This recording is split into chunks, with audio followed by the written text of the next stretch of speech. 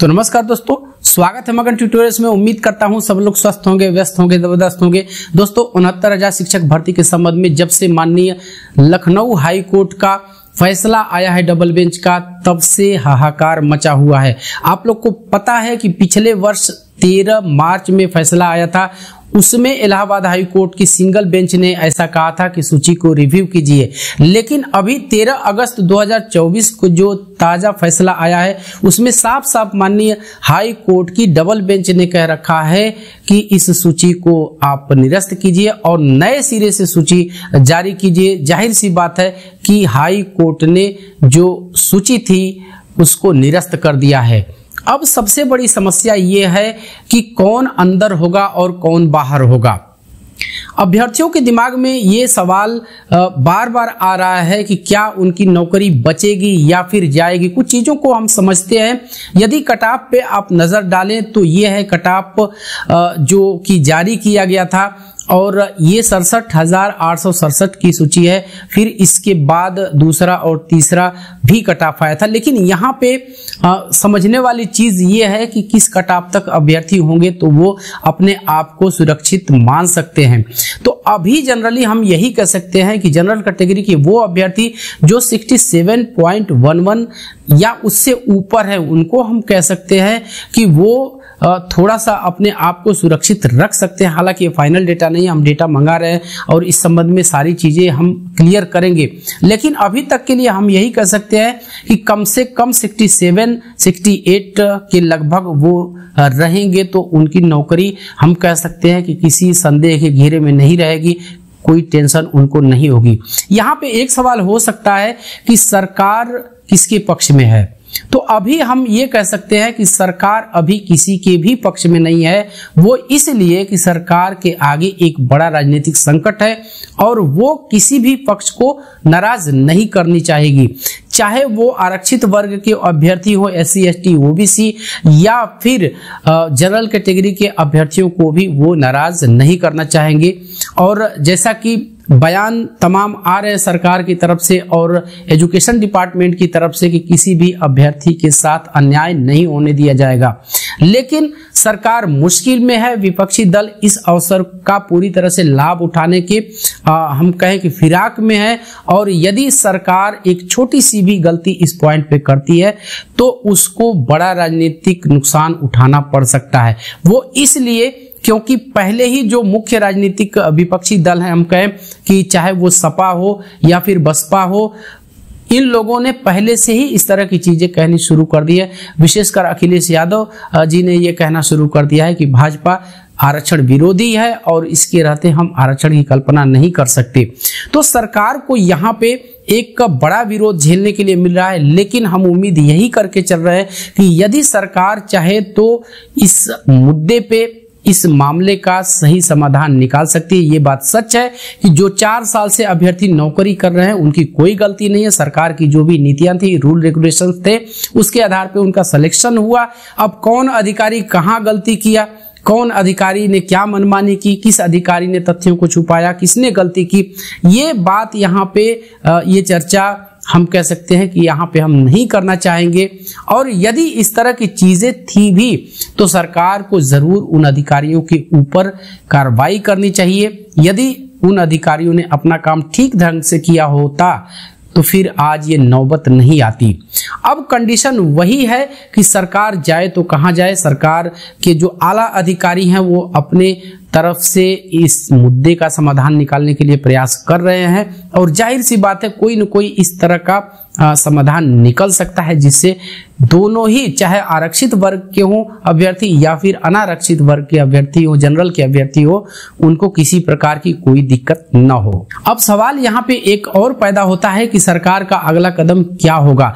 तो पिछले दिनों आप लोगों ने देखा होगा कि सरकार ने उच्चाधिकारियों की एक बैठक बुलाई थी और उसमें इस मुद्दे पे गहन विचार विमर्श किया गया है और इस तरह की चीजें सामने निकल के आई हैं कि सरकार फिलहाल कोर्ट नहीं जाएगी इस फैसले के अगेंस्ट। लेकिन ये भी सुनने में ऐसी चीजें आई हैं कि अभ्यर्थी इस पॉइंट पे विचार कर रहे हैं कि इस फैसले के विरोध में, इस फैसले के अगेंस्ट वो सुप्रीम कोर्ट जा सकते हैं। इस तरह की खबरें हैं।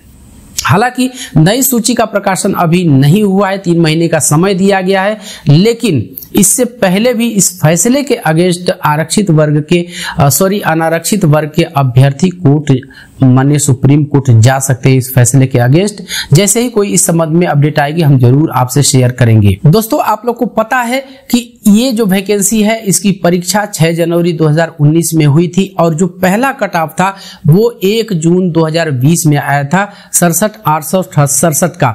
तो यहाँ पे एक चीज तो है कि इस वैकेंसी में कुछ तो ऐसा रहा जिसको माननीय हाई कोर्ट अनियमितता मान रही है, उसको मनमानी मान रही है और इसी के हिसाब से उसने फैसला भी दिया है। लेकिन इस बीच अब तमाम जो संस्थाएं हैं, तमाम जो संस्थान है, उनका इन अभ्यर्थियों के साथ सौतेला व्यवहार भी शुरू हो चुका है। आप जानते हैं कि यदि नुकसान किसी को होने वाला है तो वो जनरल कैटेगरी के अभ्यर्थियों को ही होगा, क्योंकि यदि सूची फिर से बनाई जाती है तो ओवरलैपिंग सही तरीके से कराई जाएगी, जैसा कि माननीय सुप्रीम हाई कोर्ट भी मान रहा है लखनऊ बेंच। और इस तरह से यदि ओवरलैपिंग होती है तो जनरल कैटेगरी के जो अभ्यर्थी हैं उनको अपनी नौकरी गंवानी पड़ सकती है। और इन चीजों का अंदेशा कहीं न कहीं अब संबंधित संस्थाओं को भी है। मैंने पहले वीडियो में भी आपको कहा था कि बहुत से अभ्यर्थियों ने लोन ले रखे होंगे, बहुत सारी चीजें कर रखे होंगे इस तरह के इकोनॉमिक, और इस तरह के अब आदेश भी आ रहे हैं शाखाओं को, जो बैंक की शाखाएं हैं वो इस तरह के आदेश उनको दिए जा रहे हैं कि जल्दी से जल्दी जो भी आपने लोन डिस्ट्रीब्यूट किया है उसकी रिकवरी जल्दी से जल्दी आप करें ताकि बैंक का पैसा डूबे नहीं।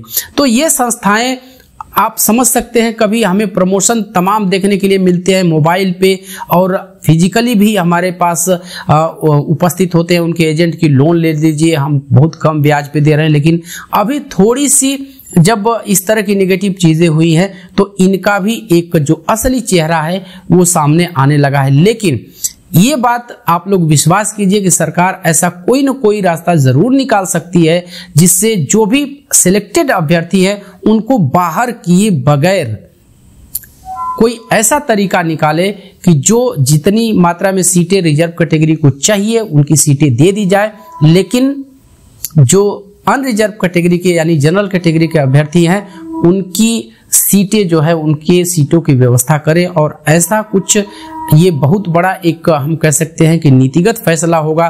क्या सरकार इस संबंध में कोई अप्रूवल लेगी माननीय कोर्ट से या फिर इस तरह की कोई व्यवस्था वो करती है उच्चाधिकारी तमाम में।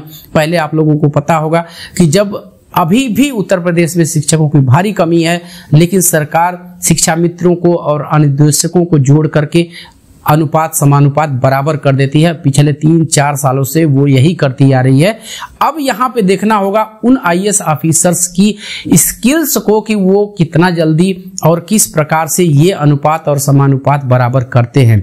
फिलहाल अभी ये बात देखने वाली है कि सरकार का अगला कदम क्या होता है।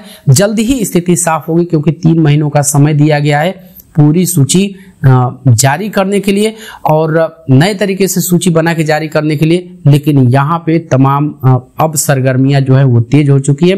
जाहिर सी बात है इस मामले का यदि जनरल कैटेगरी के अभ्यर्थी वो प्रभावित होते हैं, उनकी नौकरी जाती है, तो जाहिर सी बात है बहुत सारी चीजें कोर्ट के थ्रू भी है, उनका राइट टू लाइफ एक जो है वो जनरेट हो जाता है। 4 सालों से वो नौकरी कर रहे हैं तो वो उस बेसिस पे भी लड़ेंगे कि उनकी नौकरी न जाए। इधर जो रिजर्व कैटेगरी के अभ्यर्थी है वो पूरी स्थिति पे नजर बनाए रखें, वो लगातार दबाव भी बना रहे हैं कि जल्दी से जल्दी जो नई सूची है उसका प्रकाशन किया जाए ताकि इसमें कोई उलटफेर न हो जाए। तो दोनों अपनी तरफ से लगे हुए हैं, लेकिन दोनों की ही कोई गलती नहीं है। ना तो जनरल कैटेगरी के अभ्यर्थियों की कोई गलती है, ना ही जो रिजर्व कैटेगरी के अभ्यर्थी हैं उनकी कोई गलती है।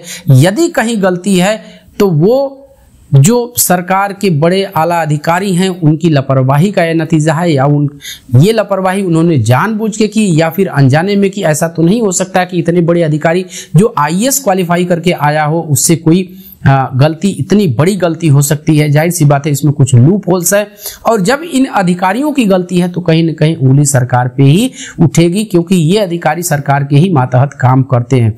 फिलहाल दोस्तों हमारी नजर इस मुद्दे पे बराबर बनी हुई है। जैसे ही कोई इस संबंध में अपडेट आती है हम आके जरूर आपसे शेयर करेंगे।